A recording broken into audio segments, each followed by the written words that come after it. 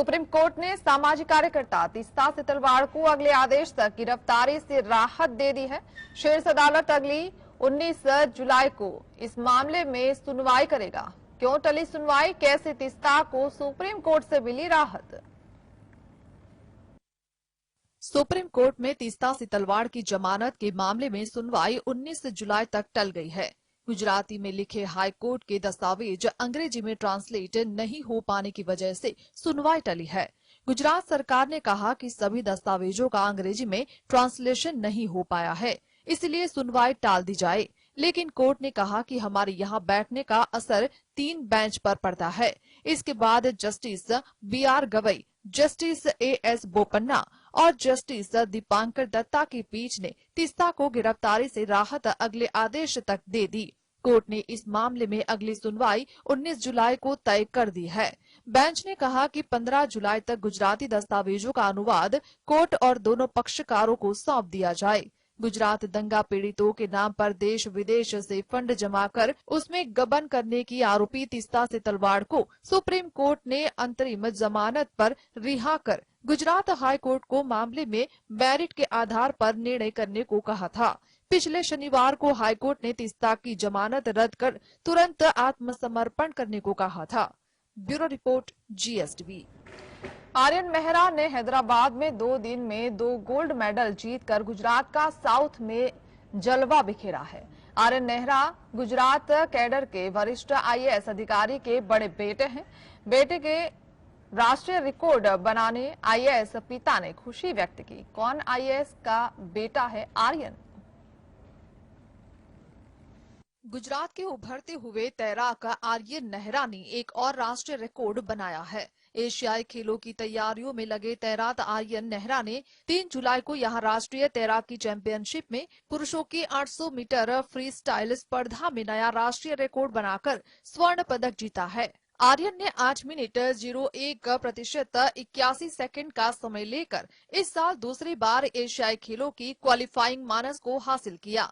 गुजरात की तरफ शानदार प्रदर्शन करने वाले आर्यन राज्य के वरिष्ठ IAS अफसर विजय नेहरा के बेटे हैं।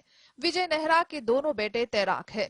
नेहरा 2001 बैच के IAS ऑफिसर है। वर्तमान में Vijay Nehra science and technology department के सचिव है। उनके पास ही गुजरात इंफॉर्मेटिक्स लिमिटेड का जिम्मा भी है। नेहरा मूल रूप से राजस्थान के सीकर से ताल्लुक रखते हैं। नेहरा ने केमिस्ट्री में MSc और IIT बॉम्बे से पढ़ाई की है। 2 जुलाई को 400 मीटर फ्री स्टाइल स्पर्धा की तरह आर्यन ने एक बार फिर राष्ट्रीय रिकॉर्ड धारक दिल्ली के कुशाग्र रावत को पीछे छोड़ा। Bureau report, GSTV। मुंबई के MET कॉलेज में हुई अजीत पवार गुट की बैठक में अजीत ने अपने चाचा शरद पवार पर पूरी भड़ास निकाली। उन्होंने शरद पवार को उम्र का हवाला देते हुए राजनीति छोड़ने तक की नसीहत दे डाली। साथ ही बीजेपी के नेताओं के साथ NCP की सीक्रेट मीटिंग को लेकर भी कई राज खोले। बीजेपी NCP में कब हुई सीक्रेट मीटिंग, अजीत पवार ने खोले चाचा शरद पवार के राज। महाराष्ट्र में राष्ट्रवादी कांग्रेस पार्टी पर दावे को लेकर सियासी उठापटक जारी है। NCP पर अपना दावा ठोक रहे शरद पवार और अजित पवार ने बुधवार को शक्ति प्रदर्शन किया। शक्ति प्रदर्शन में अजित पवार के समर्थन में 31 विधायक और 4 MLC पहुंचे। इस बीच अजित पवार गुट ने चुनाव आयोग के सामने बड़ा दावा किया है। इसमें शरद पवार की जगह अजित पवार को NCP का अध्यक्ष बनाने का दावा किया गया है। अजित पवार ने कहा कि 2014 में जब चुनावी नतीजे आए, हमें बोला गया था कि वानखेड़े ग्राउंड जाओ और शपथ ग्रहण समारोह में शिरकत करो। हमें यहाँ मोदी जी मिले। उन्होंने मुझसे पूछा कि कैसे हो साहब, कैसे हैं? अगर सरकार में नहीं जाना था तो हमें शपथ ग्रहण समारोह में क्यों भेजा गया? अजित पवार ने अपने चाचा शरद पवार पर निशाना साधते हुए कहा कि वह हमारे नेता और गुरु हैं। वह CM कैसे बने? उस समय भी ऐसी ही स्थिति बनी थी। वसंत दादा पाटिल की सरकार गिर गई थी और शरद पवार की सरकार बनी थी और वह 1978 में मुख्यमंत्री बने थे। अजित पवार ने कहा कि उनके चाचा शरद पवार ने दावा किया था कि 2004 के विधानसभा चुनाव में NCP के पास कांग्रेस से ज्यादा विधायक थे। अगर हमने उस समय कांग्रेस को मुख्यमंत्री पद नहीं दिया होता तो आज तक महाराष्ट्र में केवल NCP का ही मुख्यमंत्री होता। Bureau report, GSTV। छत्तीसगढ़ के सीएम भूपेश बघेल के लिए एक बड़ा सिरदर्द रहे टीएस सिंहदेव को डिप्टी सीएम का ओहदा देकर कांग्रेस हाईकमान ने चुनाव में पार्टी की राह आसान कर दी थी, लेकिन लगता नहीं कि ये फैसला पार्टी को राहत देने वाला है। एक नए नेता ने देव की तरह से सिर उठाना शुरू कर दिया है। गांधी परिवार ने उनको नजरअंदाज किया तो छत्तीसगढ़ के आने वाले असेंबली चुनाव में खासी मुश्किलें उठानी पड़ सकती है। छत्तीसगढ़ के सीएम भूपेश बघेल के लिए एक बड़ा सिरदर्द रहे टीएस सिंहदेव को डिप्टी सीएम का ओहदा देकर कांग्रेस हाईकमान ने चुनाव में पार्टी की राह आसान कर दी थी, लेकिन लगता नहीं है कि ये फैसला पार्टी को राहत देने वाला है। एक नए नेता ने देव की तरह से सिर उठाना शुरू कर दिया है। गांधी परिवार ने उनको नजरअंदाज किया तो छत्तीसगढ़ के आने वाले असेंबली चुनाव में खासी मुश्किलें उठानी पड़ सकती है। 2018 में कांग्रेस ने अपने दम पर बहुमत हासिल किया तो सीएम की रेस में कई सारे नाम थे। इनमें भूपेश बघेल पर गांधी परिवार ने दांव खेला। दूसरे जो नेता सीएम की रेस में शामिल थे उनको कोई न कोई अहम पोर्टफोलियो देकर शांत रखने की भरपूर कोशिश की गई। इनमें से ही एक थे ताम्रध्वज साहू। छत्तीसगढ़ के ओबीसी समुदाय में साहू समाज की बड़ी भागीदारी है। पहले ये बीजेपी के साथ थे, लेकिन 2018 में कांग्रेस के पाले में आ गए। हालांकि साहू समाज के एक नेता कहते हैं कि ताम्रध्वज अब बुजुर्ग हो चुके हैं। वक्त के लिहाज से जरूरी है कि किसी साहू नेता को आगे बढ़ाया जाए। इस तबके के नेता को पीसीसी चीफ बनाया जा सकता है। Bureau report, GS. उत्तराखंड सरकार द्वारा लाए जा रहे समान नागरिक संहिता की रूपरेखा तैयार हो चुकी है। इस यूसीसी मसौदे के तहत लड़कियों के लिए शादी की उम्र को बढ़ाकर 18 से 21 साल करने की सिफारिश रखी गई है। इसके अलावा राज्य में लिव इन रिलेशनशिप को लेकर क्या हुआ नया विवाद।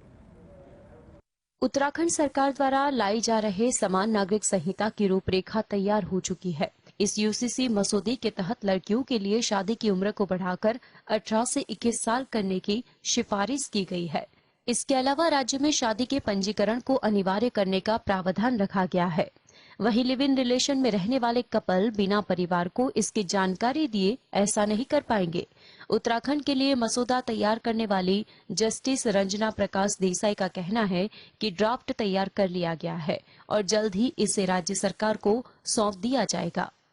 उत्तराखंड समान नागरिक संहिता के मसौदे के तहत हलाला और इद्दत जैसी कुर्तियों को समाप्त कर दिया गया है। आमतौर पर मुस्लिम धर्म में शादी टूटने की स्थिति में इन प्रथाओं को अमल में लाया जाता था।